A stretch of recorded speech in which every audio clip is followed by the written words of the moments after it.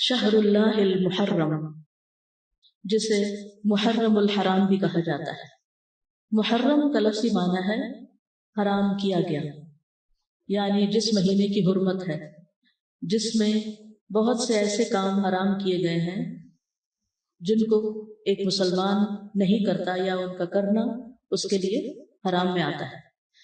محرم کے مہینے کو شہر اللہ کہا جاتا ہے، اللہ کا مہینہ، اور اللہ کی طرف اس مہینے کی اضافت تعظیمی ہے، یعنی اس مہینے کی تعظیم کی وجہ سے اس کو اللہ کا مہینہ کہا جاتا ہے۔ اس سے اس مہینے کی امپورٹنس کا پتہ چلتا ہے۔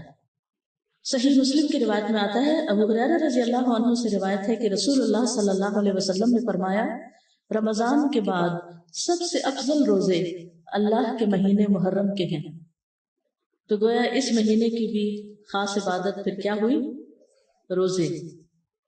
عشر ذی الحجہ میں تو پہلے 9 دن کے روزے تھے، لیکن اس میں پورے مہینے میں سے جب بھی آپ چاہیں روزے رکھ سکتے ہیں۔ ضروری نہیں کہ پورے ہی مہینے کے روزے رکھیں جیسے رمضان میں رکھے جاتے ہیں، لیکن 10 تاریخ کا روزہ جو ہے اس کی خاص فضیلت ہے۔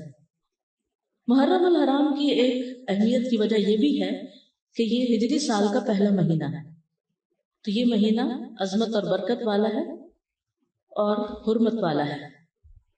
حسن بصری کہتے ہیں کہ بے شک اللہ نے سال کی ابتدا بھی حرمت والے مہینے سے کی اور اس کا اختتام بھی حرمت والے مہینے سے کیا، یعنی آغاز بھی حرمت سے، اختتام بھی حرمت پر۔ سال میں رمضان کے بعد اللہ کے ہاں محرم سے بڑھ کر عظمت والا کوئی مہینہ نہیں۔ تو اس سے کیا پتہ چلتا ہے کہ اگر کسی چیز کی ابتدا میں بھی حرمت ہے اور انتہا میں بھی، تو پھر ان دو کے بیچ میں کیا ہونا چاہیے؟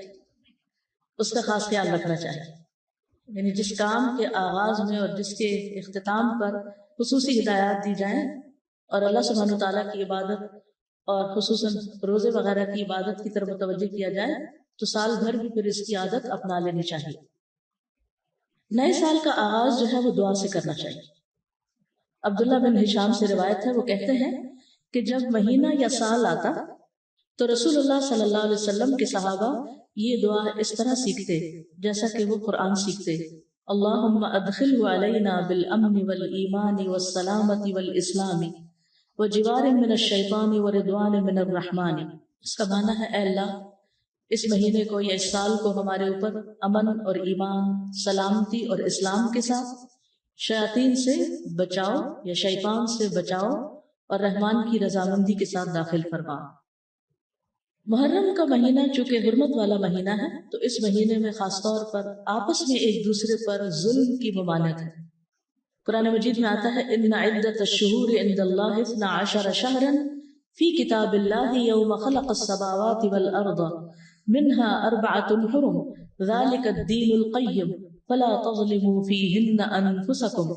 بے شک مہینوں کی گنتی اللہ کے نزدیک اللہ کی کتاب میں 12 مہینے ہیں، جس دن سے اس نے آسمانوں اور زمین کو پیدا کیا، ان میں سے 4 حرمت والے ہیں، یہی سیدھا دین ہے، سو ان میں اپنی جانوں پر ظلم نہ کرو۔ تو میسج کیا ہے؟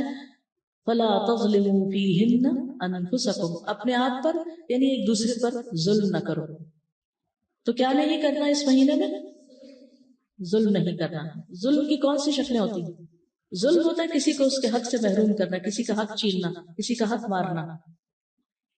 اس کا یہ مطلب نہیں کہ باقی مہینوں میں ظلم کر سکتے ہیں، اس کا مطلب یہ ہے کہ دوسرے مہینوں کی بنسبت ان حرمت والے مہینوں میں ظلم بہت بڑا گناہ اور بوجھ ہے، اگرچہ ظلم ہر حال میں بہت بڑا گناہ ہے، مگر اللہ جس کام کے گناہ کو چاہے بڑھا دے، جیسا کہ اللہ جس کام کے اجر کو چاہے بڑھا دے، یعنی وہی نماز ہوتی ہے، وہی صدقہ خیرات ہوتا ہے، لیکن عشرہ ذی الحجہ میں کیا ہوتا ہے؟ اس کا اجر کئی گنا بڑھ جاتا ہے۔ اسی طرح حرمت والے مہینوں میں ظلم کا گناہ جو ہے وہ زیادہ ہو جاتا ہے، اور یہ 4 مہینے خاص طور پر 1/3 آف دا ایئر خاص طور پر اس لیے اس کام کے لیے رکھا گیا اور اس کی شدت کا احساس دلایا گیا تاکہ لوگ اس کی پریکٹس کریں، کانشیس ہوں، اور خصوصی طور پر اس میں اپنے آپ کو ایسے گناہوں سے بچائیں تاکہ باقی سال بھی اس پر عمل کر سکیں۔